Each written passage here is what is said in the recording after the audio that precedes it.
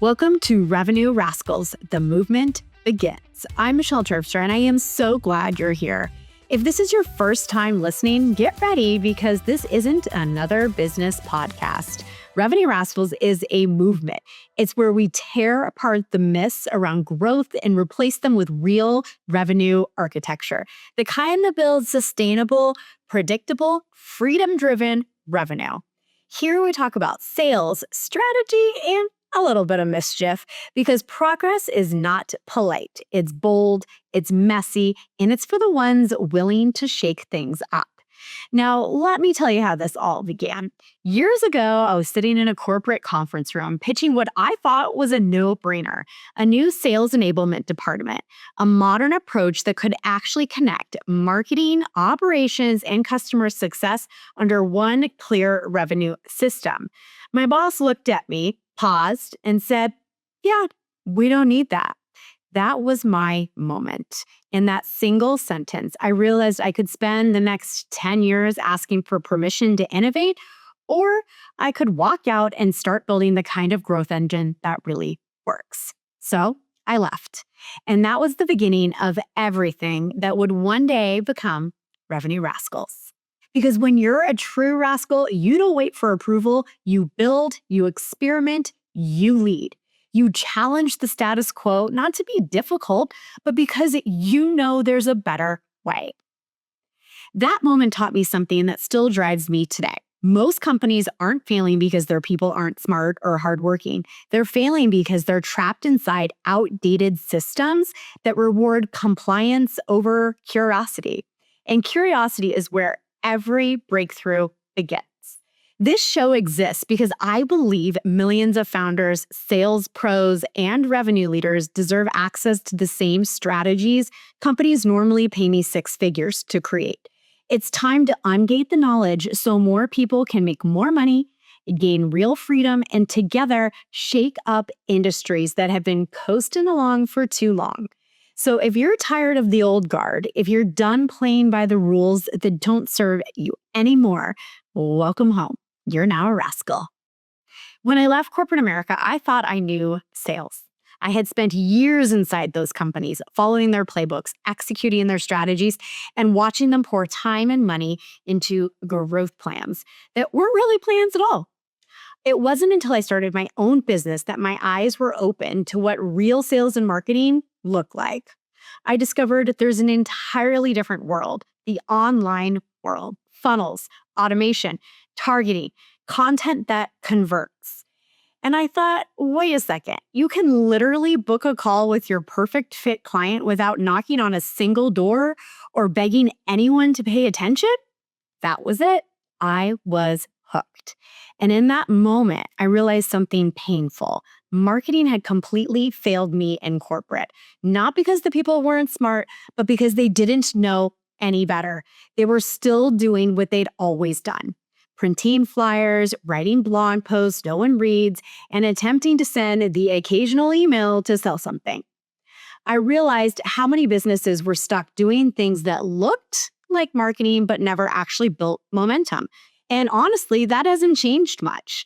To this day, I still see teams overcomplicating their sales process, running an outdated dinosaur tactics of a marketing department, and making growth harder than it has to be. That's when I made myself a promise. I would never go back to doing business the old way again. Because here's the truth. I didn't leave corporate to work more. I left to live more. I refused to believe that success had to mean burnout, sacrifice, and missing the best parts of life. I wanted to build something that gave me both freedom and results. I didn't see a path that existed for me, so I made one. I became obsessed with high performance, not to squeeze more hours out of the day, but to maximize output in the least amount of time. To learn to work smarter, not harder, and to teach others to do the same. Because I wasn't willing to trade raising my kids and enjoying my life for someone else's version of success. And from that decision, a whole new way of leading and selling for me was born. One rooted in clarity, systems, and freedom, not chaos, hustle, and burnout. That philosophy is what shaped me into the CRO I am today. It's what turned my approach into something repeatable, scalable, and wildly profitable, not just for me, but for the teams and the companies I've helped transform. When people ask me what a chief revenue officer really does, I tell them this. A CRO is the person who looks at the whole ecosystem of a business, every sale, every renewal, every customer touch point, and asks, how do we make this simpler, smarter, and stronger? For me, being a CRO isn't just about hitting numbers. It's about building a machine that works, even when you're not watching it every second. See, I'm a builder at heart. I love connecting the dots between sales, marketing, customer success, and RevOps. Because when those functions talk to each other, magic happens. But for a long time, companies didn't make space for that kind of thinking. They wanted hustlers, not architects. They wanted dashboards, not discipline. So, I built my own playground. And that's where I started testing everything I believed about how revenue should really work. One of my favorite stories, and probably one of the boldest moves I've made, was launching a BDR team that was half the size of what most leaders said we'd need. I said, no, we're not hiring 6 BDRs. We're hiring 3. And the fourth is AI. That's how Sam was born, my AI sales agent.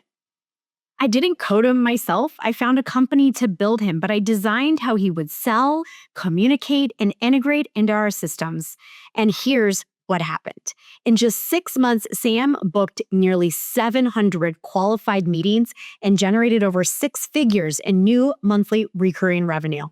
He costs about $24,000 a year to operate, while a single BDR costs around $60,000. That means we cut team costs by more than $150,000 annually while dramatically increasing output. That's what happens when you stop solving problems with more people and start solving them with better systems. That's what being a CRO is all about. Thinking differently, not just working harder. It's about stepping back and asking, what would this look like if it were easy? And then having the courage to build that version even when everyone around you is still clinging to what feels familiar. The truth is, the role of the CRO is evolving faster than almost any other leadership position right now. Companies are finally realizing that you can't separate sales from marketing or customer success from operations and expect consistent growth. You need someone who can see it all and build the architecture that holds it all together. And the best part, you don't have to be inside a Fortune 500 company to do it. Fractional CROs like myself, consultants, and small teams can now create the type of systems that used to require full-time hires of multiple leaders. That's what excites me the most, because it means anyone, from a founder in a startup to a leader in a scaling company, can build a revenue engine that's not dependent on chaos, luck, or burnout. And that's the world that I am bringing here on Revenue Rascals. To help you learn, to think, to lead, and build like a CRO, no matter what your title is today. So let's talk about why I started Revenue Rascals.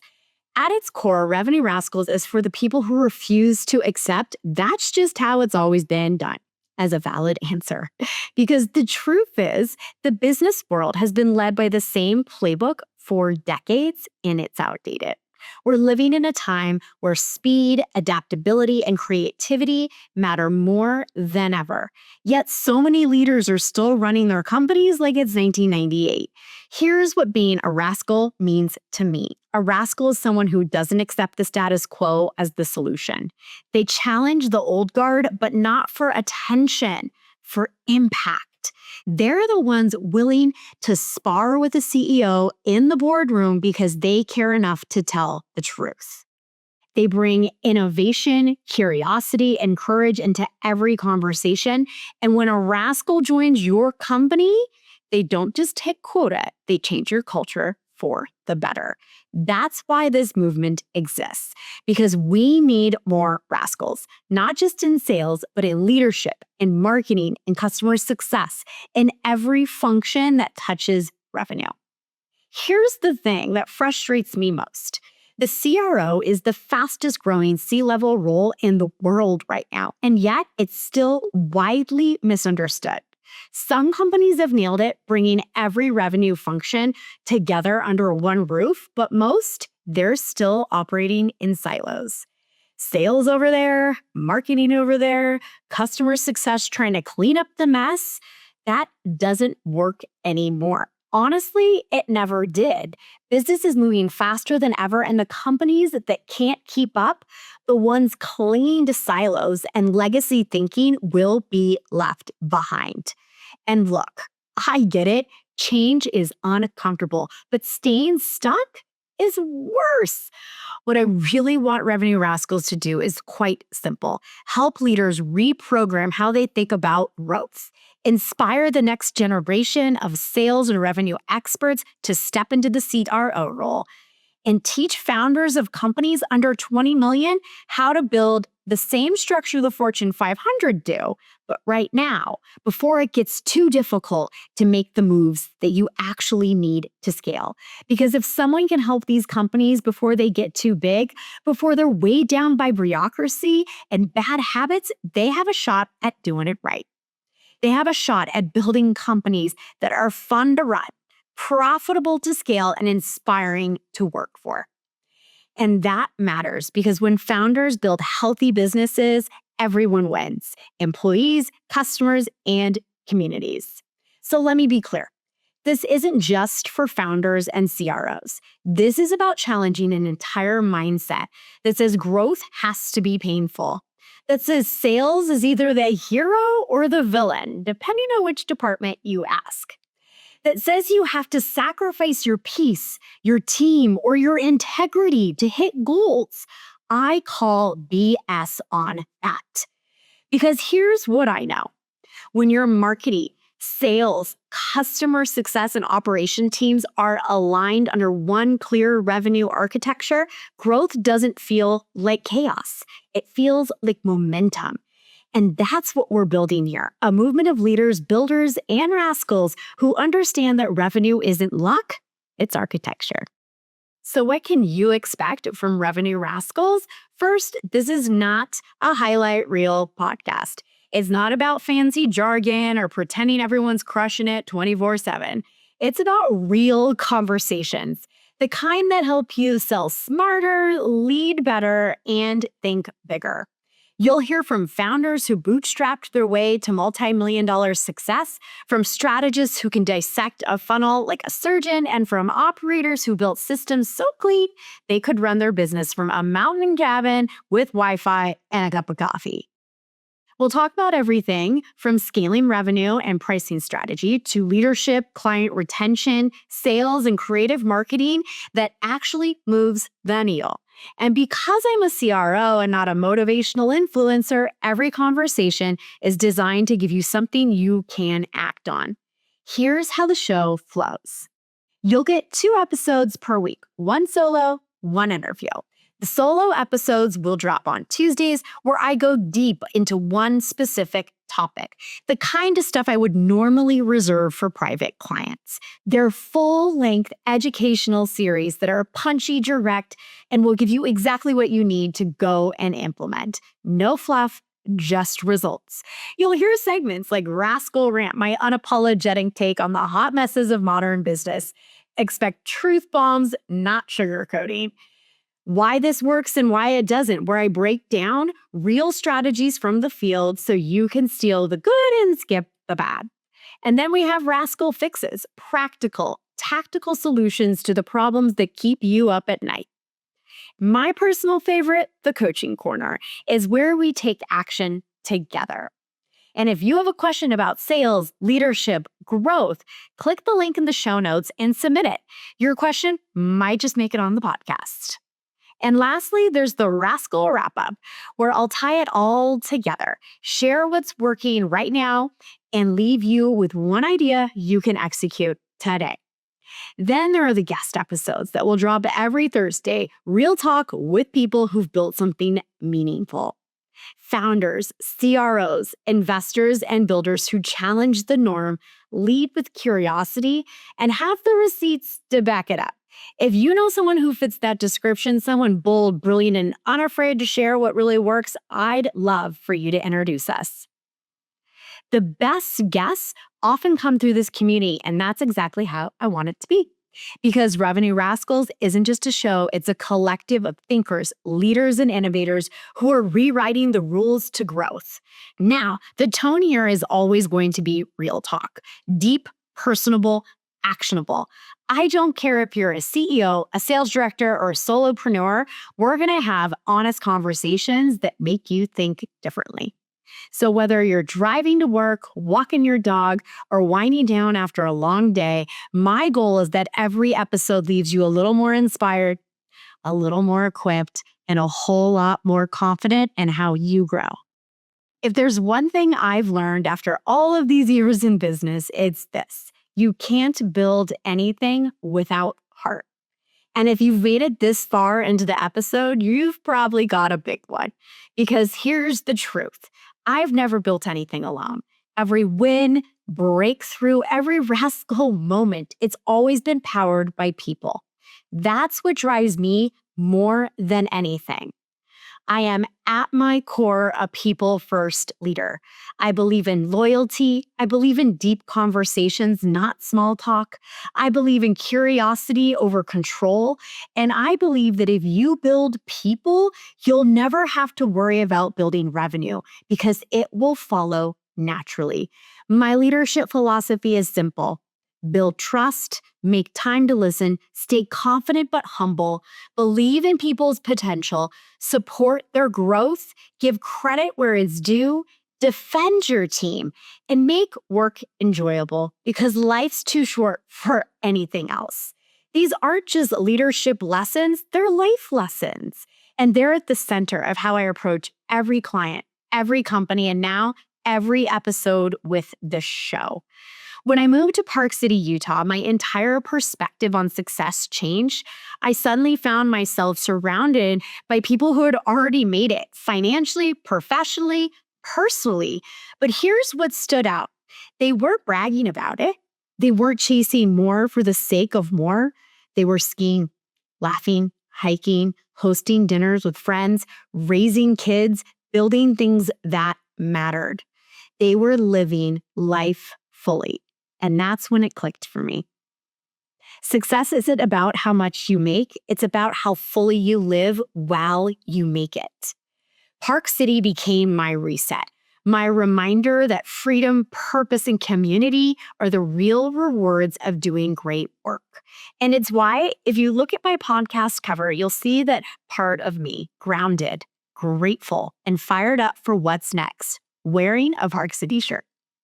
So as you start listening to this show, I want you to know I care deeply about you succeeding, not just hitting your numbers, but becoming the kind of leader who creates lasting change for your business, your team, and your life. If you've ever felt like you were built for more, if you've ever looked around and thought, why are we still doing it this way? You're in the right place. Because the world doesn't need more yes men or copy-paste strategies. It needs rascals, the brave, the curious, the builders who believe the better is always possible. So I need your help. Subscribe to the show, share it with the bold thinkers in your world, and let's create a movement that changes how business gets done from the inside out. Because the old guard had their turn. Now it's our turn. The rascals are rising.